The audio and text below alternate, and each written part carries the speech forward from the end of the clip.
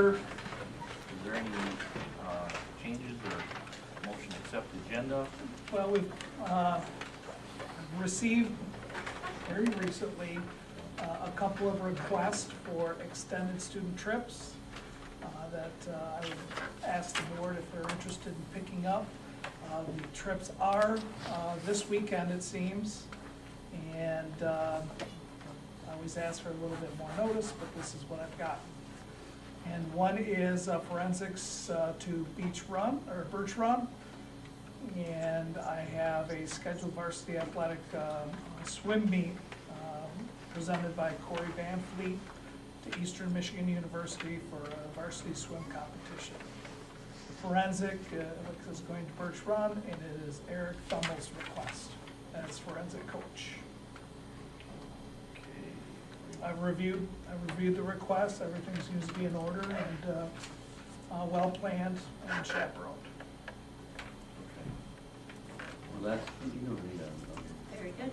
approval for it, you approve. Well, then you'll have to change board policy to represent that. It is. I think we did. We did change that. I can't find it. I've asked Miss Dade to look for that also. 2 years We couldn't ago. find We it. found it, yeah, we did in a meeting. Well, we We can do approved it. it. Yeah, we can do it again, but Yeah. 2 years ago. Okay. Yeah, we can just do it, yeah. I agree. I think it's up to the superintendent to put the final yes or no. You could make a motion to state that we authorized the superintendent to make that without changing policy. You can make a motion to represent that. So The we policy can add- change would take 2 readings, We can add an F then under action items. Yep. Should go under action. All right. We'll add F. That would be helpful. Thank you. So I move to accept the agenda as changed. Support. All in favor? Yes. Yes. Yes. Okay, thank you. Celebration of maps. Do you have anything tonight? You know, there is just a ton of stuff going out there. Sarah's got something really cool going on. Athletics is very exciting right now, and we've got some academic things that are happening in middle school and math counts. So I think I'll just wait until the administrators can do their reports, and I think we're gonna find a lot of things to be celebrating related to success. Is that okay? Very good. Sounds good. Maybe we'll wanna hear from you, Sarah. Public communication. This portion of the agenda is for persons to address the board. Public communication comment is limited to 3 minutes per individual. This comment period is only for those items that appear on the agenda. A second public communication comment period is scheduled at the end of the meeting for any other items. And if you have any comment, you're supposed to see the board secretary, Shelley, and fill out a comment form. Okay, thank you. Board Committee of Student Representative reports. Okay, so last month we talked about doing a video contest to kind of support getting the kids like involved and like looking forward to going to school, like doing something kind of cool outside of class. And so we came up with like a video contest. Well, because there's a video contest going on, we're gonna delay that for a little while. We also talked about doing a survey, but the survey has just been made and it's gonna be sent out this week. So we'll have the results for next week. We noticed how some of the bulletin boards around our school are going really out of date, and some of, I'm pretty sure one of them has been up there since I was in 7th grade. We made the assignments were made during this last meeting, which was on Monday, and we wanted to use some ideas from the people we get in the survey, and we wanted to do two with birthdays, one for high school birthdays and one for middle school birthdays in the current month that we're in. And overall, we thought the students really enjoyed the Winter Carnival Week, even with our snow day. And then No, just looking forward to maybe a 6-day weekend. Another snowy day. Was that Should I intentional? say something? So are the students going to be responsible for maintaining those bulletin boards that they're taking on? That's great. Good. Thanks for doing that. All right, superintendent's report, correspondence? No direct correspondence to report out. I did attend the budget presentation by the governor today. I was able to get there, but I couldn't get in the room, so I heard it audioly. And there seems to be $184 million more into K-12 education, but we know that it's diverted out to community college, universities, and a number of other places. I heard some resolution ideas related to Detroit Public Schools and their over $700 million deficit issue and how that would be handled. And governor suggested that they would use tobacco funds, future tobacco funds for that, at $70 million a year, maybe a little bit more. Zero missing off It's for 10 years. Okay. For $70 million for over a 10-year period. And that money is earmarked in the past to go somewhere. Community mental health and other health related agencies probably will be working at a deficit related to that moving of funds. The purpose of the tobacco funds was for health related designated purpose, and it seems to be getting diverted from that a little bit, obviously for Detroit Public Schools. He announced $190-some million for Flint solution, and I'm not quite sure, it wasn't clear where that money was coming from either. They have been able to stick away nearly $600 million in a rainy day fund. I don't think what the preliminary information I've gotten is they are not planning on putting any money into the rainy day fund for this year. So there's, after the meeting, I was able to meet with Senator Jeff Hansen from Hart, his residence. And significance of Jeff is that he is on the K-12 Senate Appropriations. So he runs the budget for schools. He seemed a little optimistic for K-12 education, always leery on the retirement pay down. So MIPSERS is a retirement system within K-12 education. And there's quite a bit of deficit in there. So we're looking at any money coming into K-12 a portion of that has been dedicated to pay down on the MIPSERS. Districts are obligated to pay. We're at about 30 cents for every dollar of payroll, and we're trying to keep that down and not increasing. So some of the new money is used to pay that down also. But again, this is only a proposal from the governor. Now both the House and the Senate get to kick it around and see what their counter proposals will be. Revenue seems to be decent in the state from our revenue conference that we had in January, but gas prices being low, which is good, but it's also collects less taxes also, so which hurts our revenue. And we are dependent, K-12 education has a lot coming out of that source of revenue. So the governor presented very optimistic stats related to Michigan's recovery, but again, the House and the Senate get to play with this budget now and kick it back. I think our advantage is that we have an election year coming up, and the legislators are always eager to spend money and look good and work on re-election on their platform related to their budget and what they've done with money most recently, which is how it works. But it went really well, and we had a presentation on Detroit Public Schools. Mr. Hansen is chairing that for the governor, trying to get that deal done. And they don't get it done, we're told that Detroit Public Schools will be running out of money at the end of April and May, and they will be broke. And so they're working diligently to try to get a legislative deal that keeps that from happening. But there seems to be big differences in philosophy and opinion on who is going to run Detroit Public Schools in the future. And my commentary on that, no, Detroit Public Schools has been run by the state for about 15 years. When the state took over Detroit Public Schools, they had about $113 million deficit.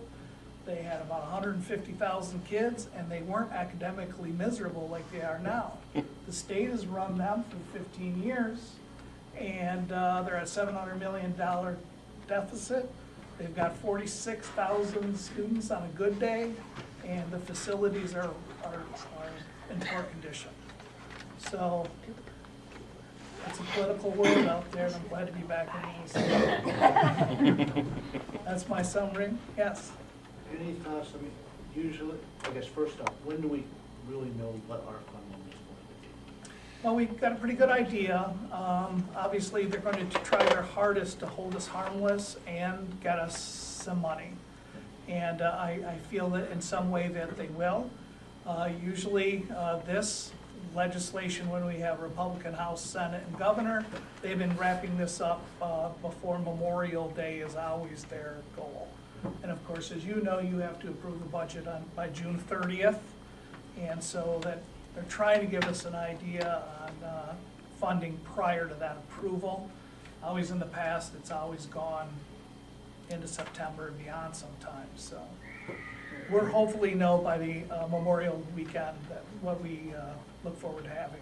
And I guess I'm afraid, you know, with what's happening with Detroit Public Schools, until the decision is reached or made, you know, we might not get notice of what funding we get. It's true. It's a big bite on the- It is, and the legislators that are back in their districts trying to think about their next election and campaign, there's a lot of pressure not to use K-12 money to solve Detroit's issues, and that's pretty resound. So we've got that, I think we've got that going for us, which is nice. Thank you. Yep. Any other questions? It's not like you paid attention. That's good. Yeah, well, it's always interesting. Okay, personnel report? I don't know if you want to. Well, you know, just a couple of significant things, if I can find it. Sorry. Of course, we know of February 1st, we had an incentive contractually for future retirements. And we have a list of teachers of resignation. Effective immediately was Laura Williams. And rather quickly, towards the middle of the month, just a few days, I think, Michael McGuire. Another mid-year is Barry Bartow. And Julia Chambers, I believe, is at the end of the year. And our very favorite band teachers, Miss Swan Egan, will be retiring at the end of the year. And we are going to be working really quickly, and we've had some input on job descriptions and getting postings together. Michael McGuire, phys ed teacher and a coach. I know that the athletic department and principals have discussed how important all positions, but related to coaching and athletics, is Michael McGuire's vacancy represents that. And Ms. Swaigan's leaving the district, but she is willing to help us with recruiting and getting her predecessor in place as much as possible. She's willing to do whatever it takes to get the most quality person, and her network is quite extensive. And she has shown quite a passion for helping us out. So we're looking forward to taking advantage of that. Any questions related to retirement notification or personnel? Congratulations to the retirees. most definitely. And, Moving on, yeah, yeah. to the finance report. Included in your packet is finance report for this month. Our office has been spending a considerable amount of time this year with the new reporting requirements for the Affordable Care Act. So we find ourselves in some new territory, but we've been doing our best to keep these reports current for you, and this is through January 31st. This time of year, it's budget is the talk that's usually going on in our office, and that's there, but Affordable Care Act has been a big part of the conversation too. Very interested in Ron's update on the governor's budget proposal. I had been down in Novi at the Michigan School Business Officials Conference recently, and the tone there was somewhat gloom as far as increases. My favorite two speakers there are come every year and talk about the state aid fund, and they're from the House Fiscal Agency and the Senate Fiscal Agency. They didn't paint a picture of a lot of excess revenues in those funds, so I'm very good to hear the talk of some increased funding, but I'm always wondering what the offset is. Sometimes we receive new revenues, and along with it comes a new expenditure, as we've seen before with the retirement contribution. So just trying to follow along and see where this ends up as it goes through the legislature. But anyways, encouraged to hear at least some talk perhaps of an increase. When we look at where we are right now, our tax revenues, I know I talk about that every month, but you see those starting to come in. We're at about $1.2 million. When you see the February report, that number will be up considerably. And on the expenditure side, I anticipate when we do our budget amendments, we're going to see some shuffling of money from one category to another, as is always the case. Those are my comments on the report. I don't know if anybody had any specific questions on that or the accounts payable report. And I asked about at-risk, which is what they will give you money here and take away there. And I did not get a clear answer on what at-risk our categorical swing looked like. So their vagueness with SMILE was not encouraging. The math leadership team report. Yeah, let's start at high school today, please. Well, it's a big weekend, forensics is out, and we have wrestling and science Olympiad, I know, and we have quiz bowl starting up. So it seems like even today we had plenty of kids in the building, even though it was a snow day. In a couple of weeks we have tryouts for Robin Hood, the play for 7th through 12th grade, and it's not Robin Hood men in tights, it's Robin Hood. And so we're looking forward to having that spring production. And it's hard to believe, but in 3 months, we'll be close to our seniors' last day. And I know they've been talking about senior skip day early because they're very well organized. And even though it's not sanctioned, you need to have a parent call and excuse you for the day. So, just regular happenings at MHS. Middle school. As Ron mentioned, math counts occurred last week, Wednesday. Much like today, it was a snow day. So we weren't sure that we were going to be able to do it, but thanks to Kathy Smith and Amy Watkins. Kathy teaches middle school math, and Amy's in high school teaching math. They made some phone calls and sent out an email and was able to get 25 7th and 8th graders to get dropped off and take off to go down to West Shore. Coming back, we had 2 middle schoolers that finished in the top 10 in the individual competition. 7th grader Luke Herberger and 8th grader Liam Quinn were the 2 that were in the top 10. And I believe Kathy said there were around 200 kids there. We had a couple teams too that finished well. One team came in 5th place out of about 40 or 45. The math counts, they recognized and acknowledged publicly at the competition the top 4 teams, and one of our 7th grade middle school teams was 5th. So they missed that recognition, but they're getting this one.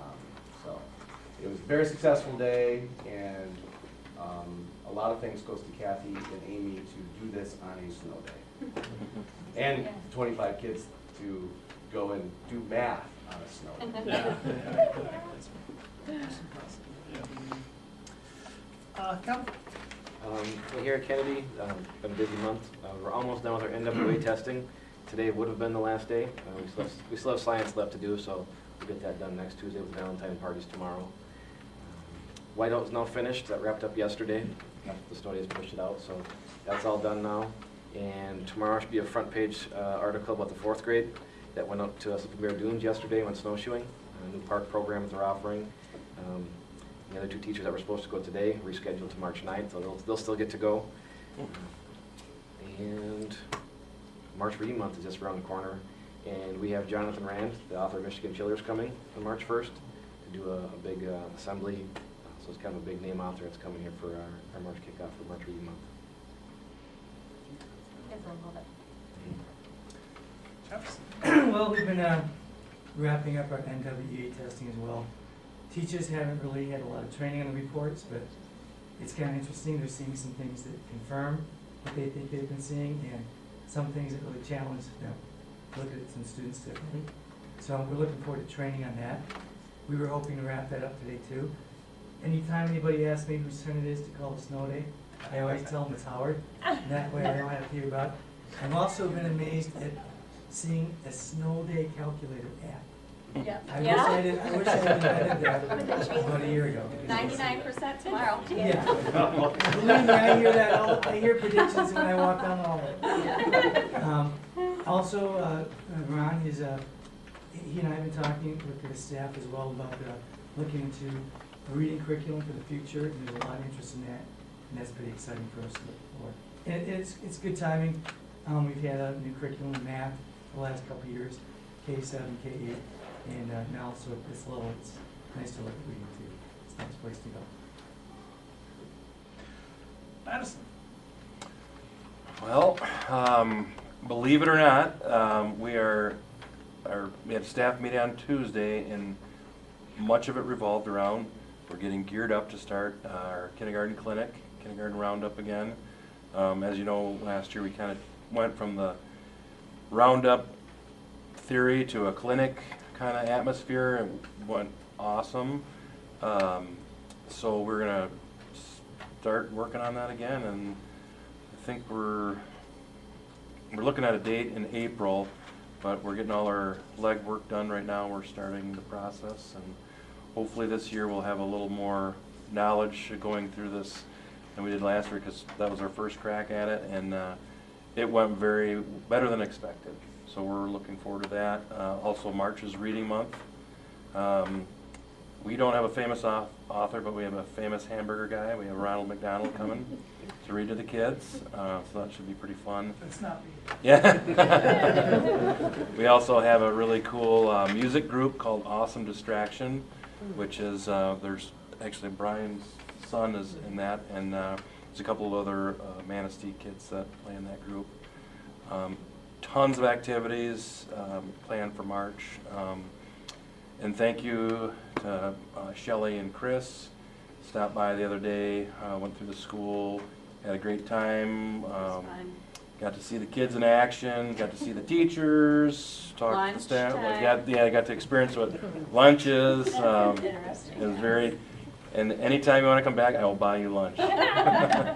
But we got schedules now. We already hooked them into mystery readers, and so it'll be fun. We'll have a good time.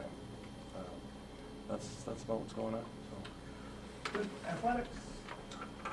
We were notified last week that Fallon Gates was a finalist for the MHSAA Scholar Athlete Award.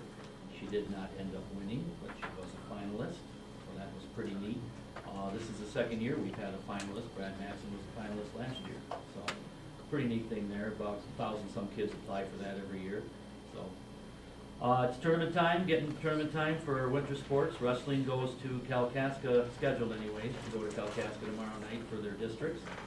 Saturday we have 16 teams coming from all over the state, including some of Kevin's relatives from the UP coming down for the district individual wrestling tournament. the last two tournaments we run here for wrestling on the last 2 Saturdays I think there's been 6 or 7 teams that have stayed overnight in motels in the community. So there'll be another 4 or 5 staying in motels this weekend. So it's a good thing economy-wise for the community as well. Then we have girls basketball districts coming up at the end of the month. We have the pre-hockey regional at West Shore coming up at the end of the month.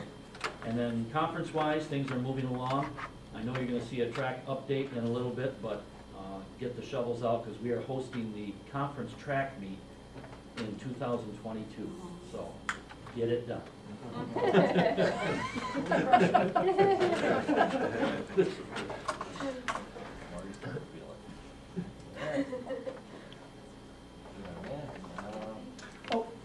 Kathy, food service. We had our first wellness meeting. Thank you, Dr. Antel and Tom, for coming. We're scheduling our second meeting on the 18th, and we will have a policy that we'll bring to the board. And I believe Howard has some Neola things that will go along with it. We'll line that policy up with Neola. Our freezers are full because of snow days. We're on a 5-week cycle menu, so we aren't going to run out of food any too soon. So feel a little bit out of it because I've been gone, but we're getting there. Any comments on the wellness? No, we did come up with some neat ideas, I think, but why don't we wait until after we finish up and come out with recommendations for. Sounds good. And Phil? We've been working hard on getting that old building fenced off, and trying to get fence companies to come in the middle of the winter was kind of tough, but it looks tentatively like they're gonna start Monday to fence that building off. And we've already removed the chain fence along the parking lot, the bike racks, and a couple old trees to create a new bus lineup area, so it gets it out away from that building.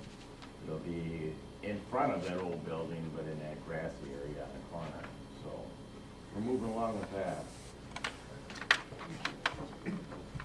Any questions for the administration?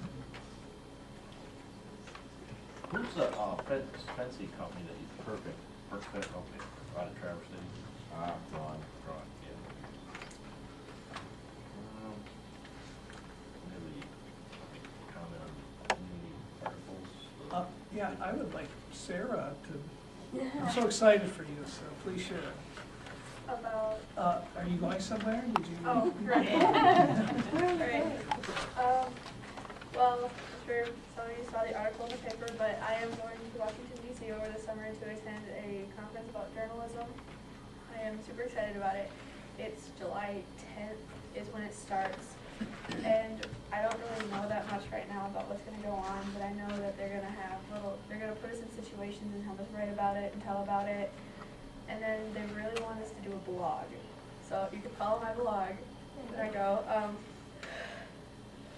I know it's more of a high-end experience because they are really requiring us to dress like you see on the news. Like I said, I really don't know much about this video. That's so exciting. Yeah, it's great. Thank you. Awesome. Not too long, should be doing our intern. That's right. Okay,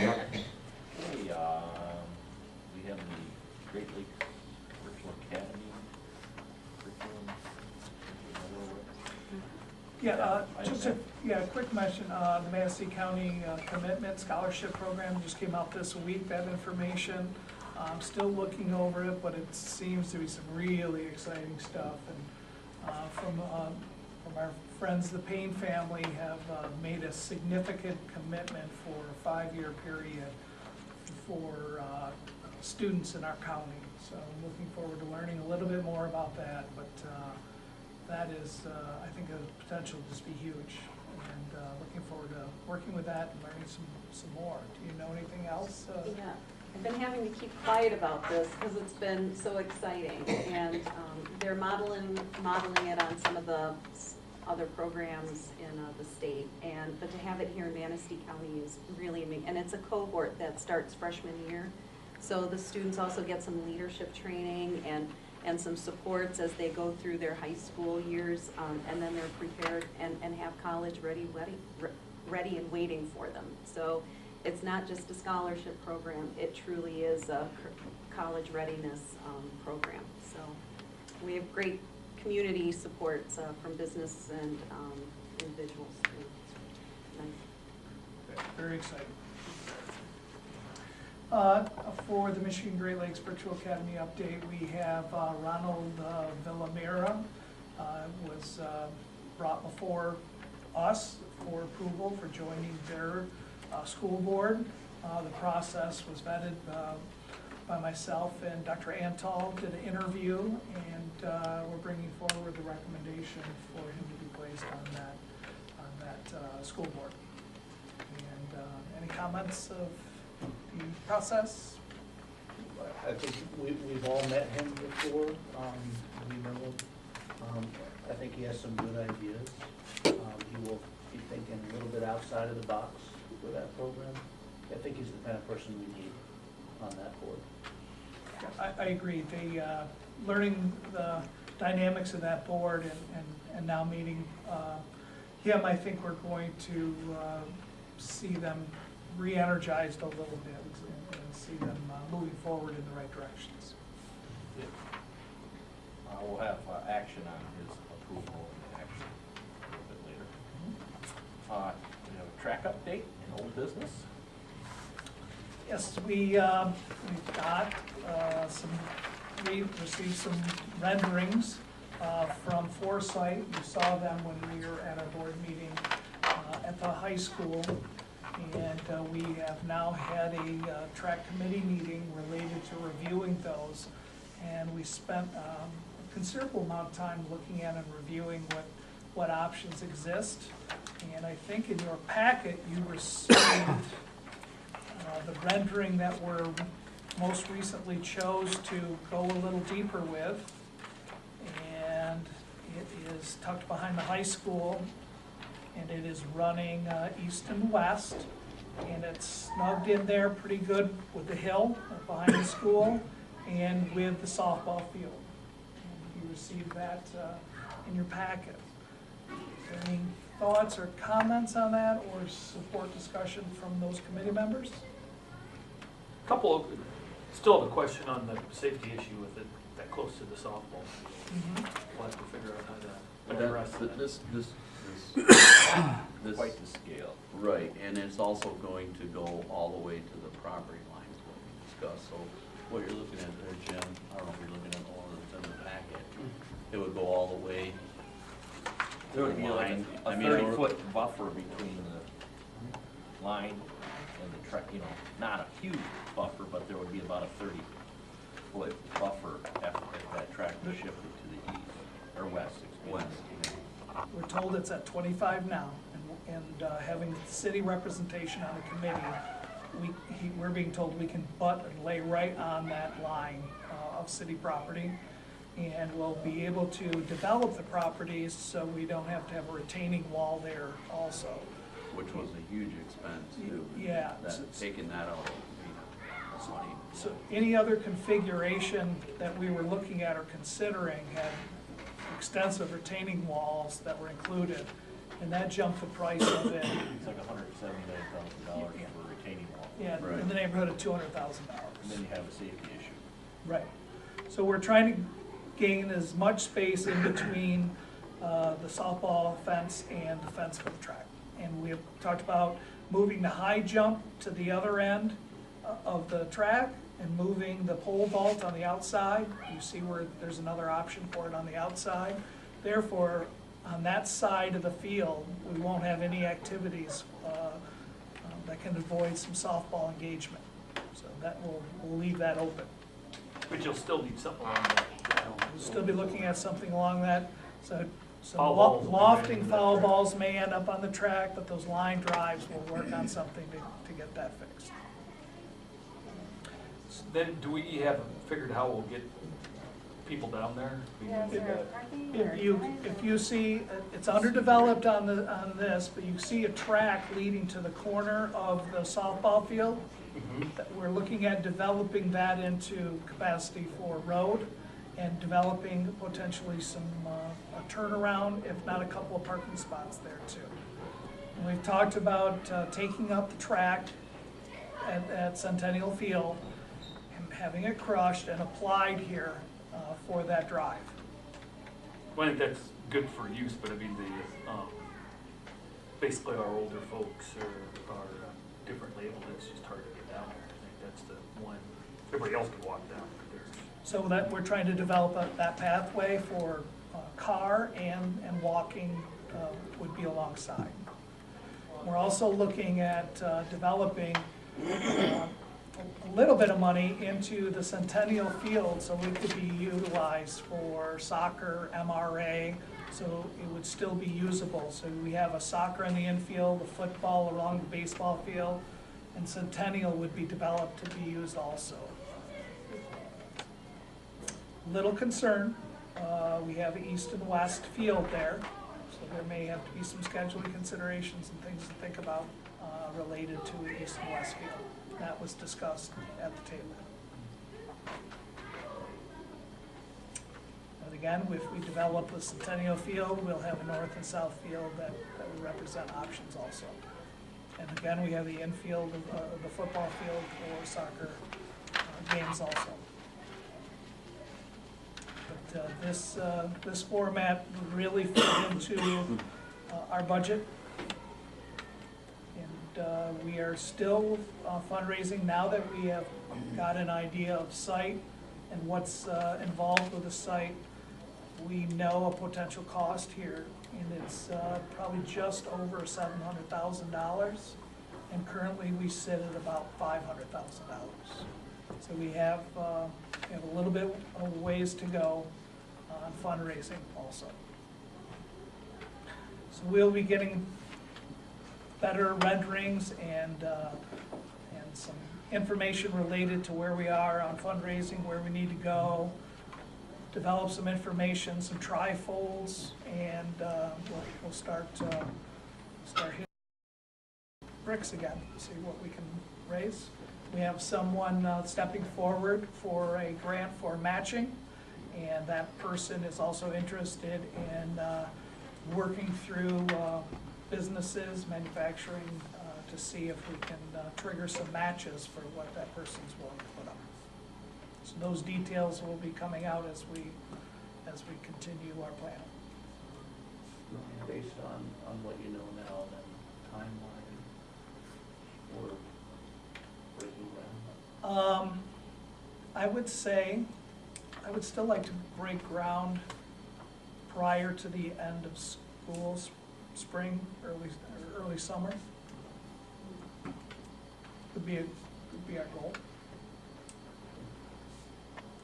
Borings, now that we've picked the site, borings will be completed. This Topco's survey has been completed, and that information we'll know more. Pretty exciting though. Yeah, we've come a long way since last year. And the extra, we're talking about a timing system, hurdles, all of that would be included in where we have to go yet. Yeah, bleachers. Bleachers. I think, Jim's point, we're talking about that access road, I mean, we've talked about not trying to add on a bunch of little things, we have the basic track, something that is gonna last us through, but I tend to think that access road is one of the Well, we asked the developer to with that blueprint, too. really consider helping us out there, So so. they're in the process of engineering what that would look like and the specs for that and so forth. So we represented that was a priority, most definitely. I wonder if a few handicap parking spots down there with a turnaround allow to go, because if you just make say a couple parking spots down there and they're just open. No, I wouldn't have them open, of course. Right. You know what I'm getting at? Yeah. Yeah. No, we want whoever's using those parking spots would need to use that. Right. And with authorization of handicap. Because I think you've got to watch the couple, because even in softball, we don't have very many people there. There's usually 2 or 3 people that you get down there that can't walk down there. So you can, 4 or 5 parking spots would not be I don't think too many when grandparents, when No. grandparents get older. And if there's a turnaround, you can bring, if there's spots not available, you can drop your handy elderly off and then go park your car and then go get your car and then pick them up. Just that access would be helpful. So once we have better renderings of the project here, we'll be sharing them with the board, ramping up our fundraising once again, and see where we can be in the next probably 6 to 8 weeks.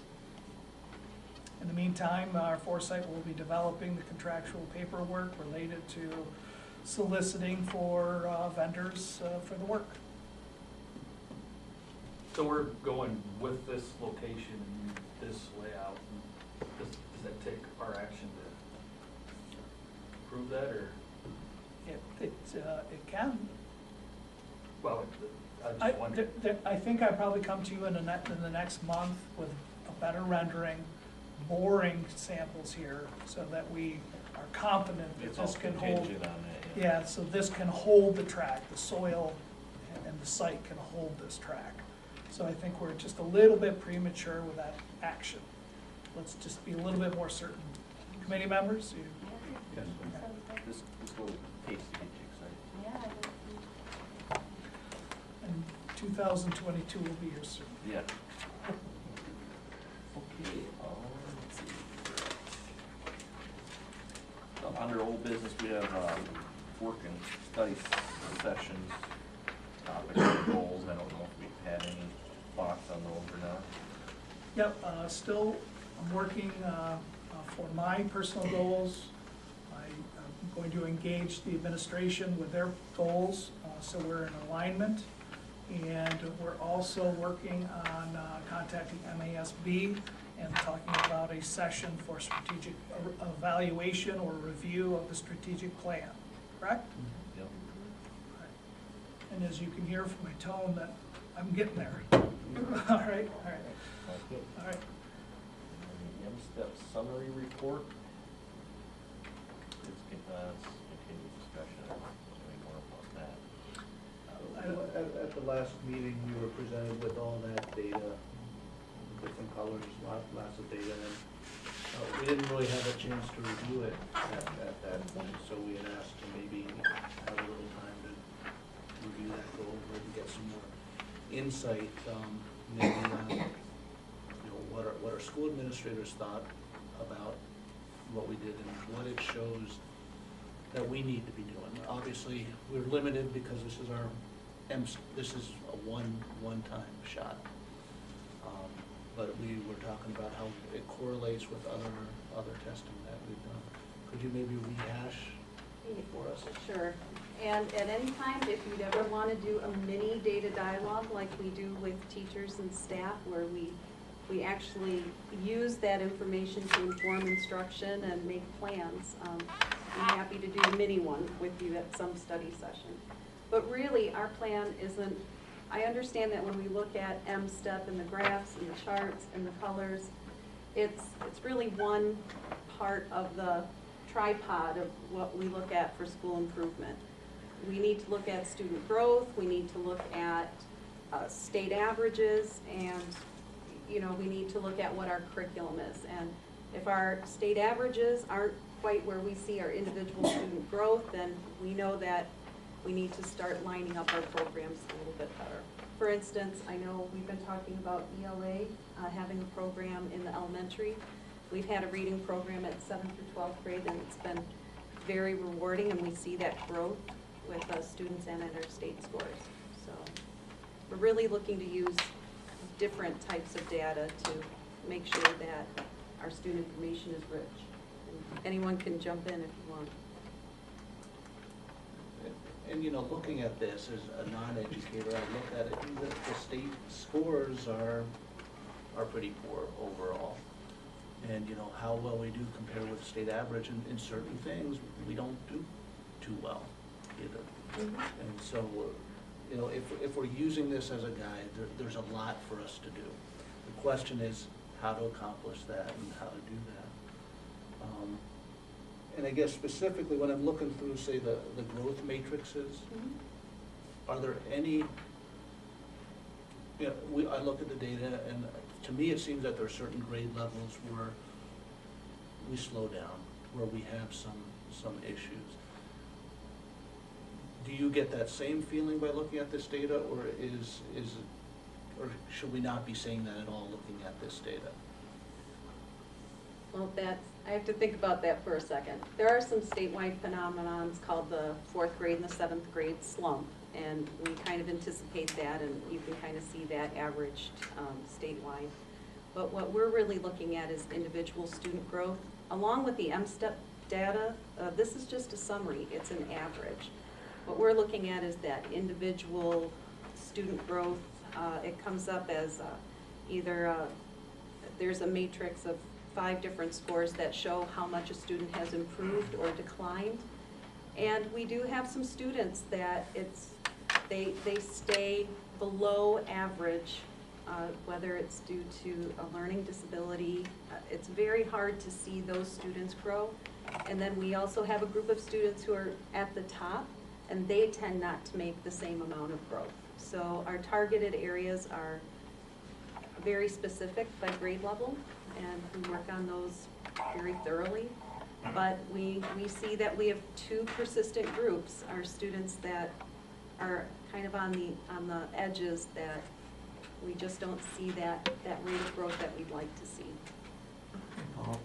I tend to look at this as kind of the big picture. Our NWEA is going to be the individual student growth is how I see it. And it's not based on a core content standard, it's based on the skills that you need in order to do the thinking, in order to do the math, or to be able to do the reasoning along with the reading.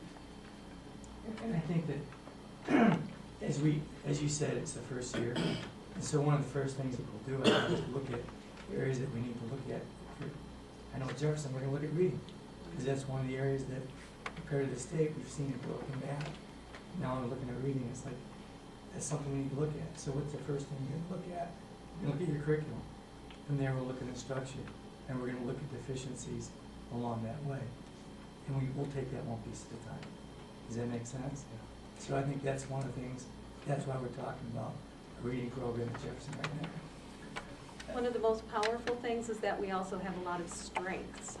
We've noticed that when we do have programming that's just not isolated to this group or that group, but we have a strong core program in writing and reading and authentic math, that we tend to see that sustained growth across all different kinds of kids and pretty much start to finish. So we want to take what we're strong at and expand that K-12 and really have a district growth plan.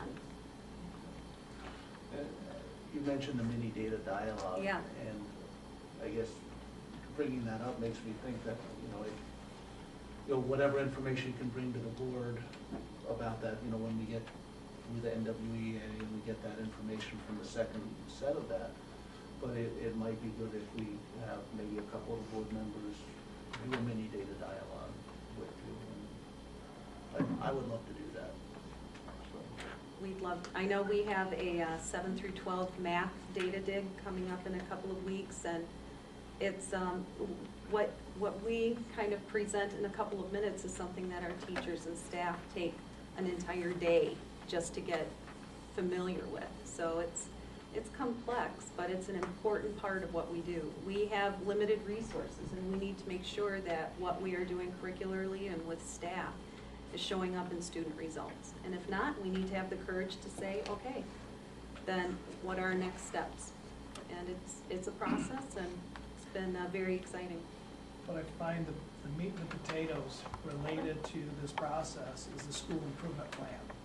So that will show you how what we feel needs to be applied to the data that we have. And I think, I haven't been here, obviously, but I think rolling out and discussing our school improvement plans will be a board process also, so that you can see how we are reacting as a school, because the teachers, as a district, because the teachers are involved in that school improvement also, district improvement, and going through that information related to our data, I think will make the story kind of whole.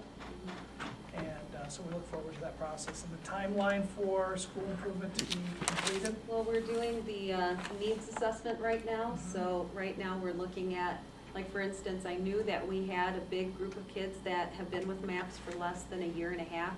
I didn't really realize that that number keeps growing year after year. We have a lot of students that transfer in, and they come in a year and a half behind, you know, in grade level, and we keep them and we love them and we try to get them caught up, but that population is growing.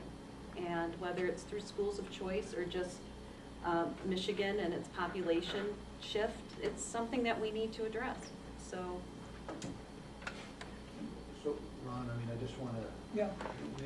I keep bringing it up just because it's, for us, this should be the nitty gritty, this should be the most important thing, and I think we all feel this way.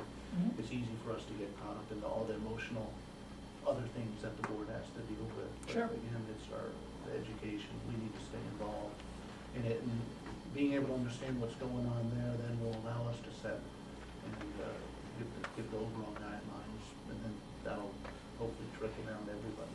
Yeah, I agree. If we're working on strategic planning this summer and review, we really need to bring these school improvement plans to the table so you can help us allocate and steer resources related to what the plan is. So we have that kind of engagement from the board and having an understanding where we feel we need to go related to data and information. So it'll spell out very, very straight and strategically what our instructional and plan is for improvement. And we base that on the data that we've been talking about. So that'll be part of that process. Anything else? Comment? All right, business action items? Go ahead. We have two sets of minutes I would like to present for your approval. The first, on January 13th, was our regular organizational board meeting, and then on the 20th, our work study. Second. Any discussion or comment on that? None? Okay. All in favor? Yes. Passed. Accounts payable report? I'd like to present total expenditures for approval of $454,935.65. That's for the months of January and February. I'll second that. Second.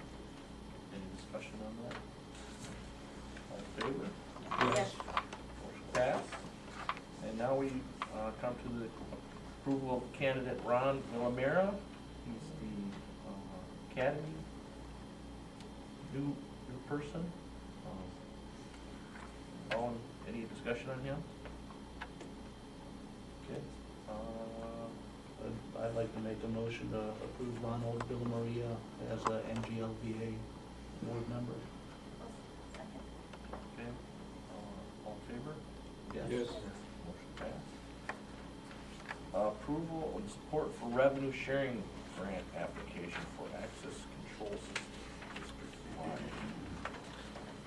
Can we get some background Yeah, about that? yeah.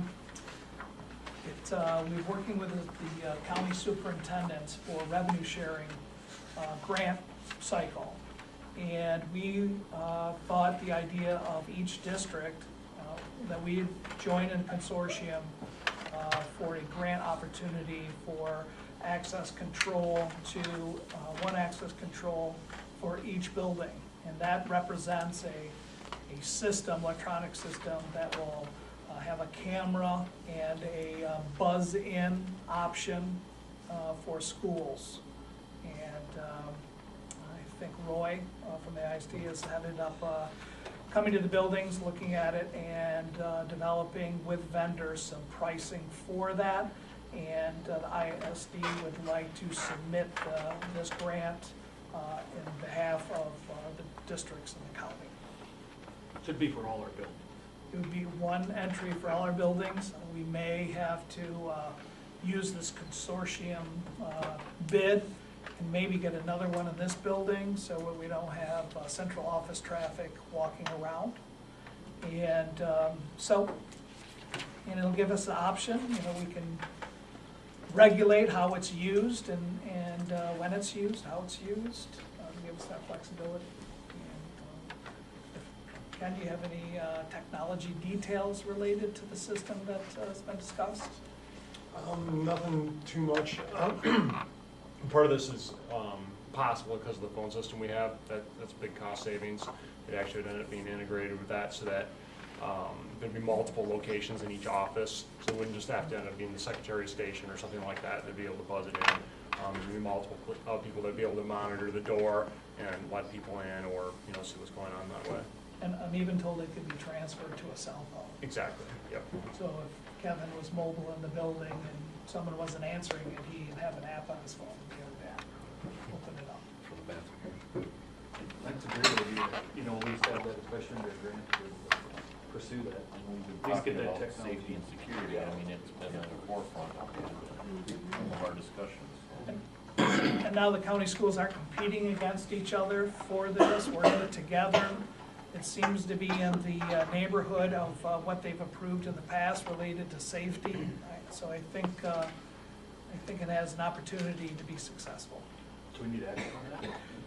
Yeah, yes, there's a signature that we would need, so I'd ask for action for support to go for that grant, and that'll be part of the grant application process that we can represent that the boards support this. Who's providing the grant? It's a revenue sharing from, yeah. I'd make that motion to approve for support of revenue sharing grant application for access control system data supply. I'll second. Hold on. Who seconded Oh, first? just me. Who seconded? Tom did. It was a tie. Do we have a motion? All in favor? Yes. Yes. Support. And we have the new item F, that we added to it about the superintendent's ability to approve overnight event. Is that what we're doing? Yep. An overnight event? Yep. I would like to make a motion that we authorize the superintendent to approve overnight trips and everything that entails of overnight trip. Second. Discussion? All right. All in favor? Yes. Thank you. Just trying to follow policy. Thank you. All right. New business? Anything for new business? Second communication. This portion of the agenda is for persons to address the board. Public comment is limited to 3 minutes per individual. Do we have any? Nothing. All right.